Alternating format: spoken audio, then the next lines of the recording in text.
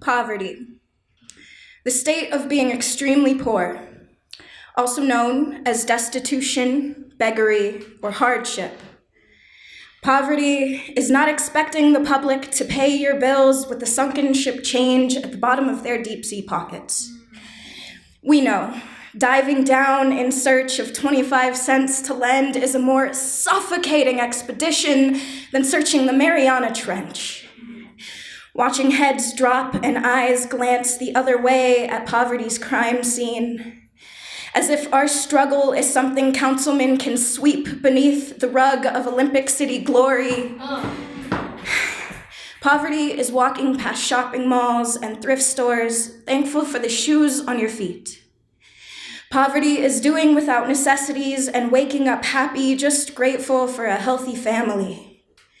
It is growing up already knowing that poor man and trash do not mean the same thing, despite what the streetlights might whisper. It is a single parent working through the holidays, 'cause food stamps buy Christmas dinner but don't pay rent for January. Poverty is not children in classrooms with graveyard rib cages. It is not a poster child of malnutrition walking down the corridor, not scarlet letters stitched to backpacks spelling out a family's annual income.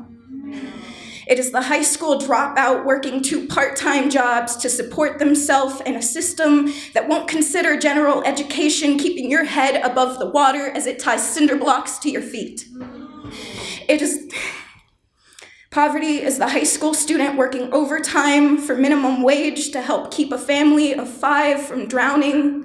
She still refuses to let her brothers know that she crafted her lungs into life preservers to keep their childhood afloat. It is the children who leave the counselor's office at the end of the week with a care package casket for the family that only ever seems to be labeled statistic. Poverty is 19.4% Latino families, 22% Black families, and 26.2% Native American families struggling, compared to 8.8% white families living without privilege. Not to mention 26.8% of the overall poverty rate is living with at least one disability.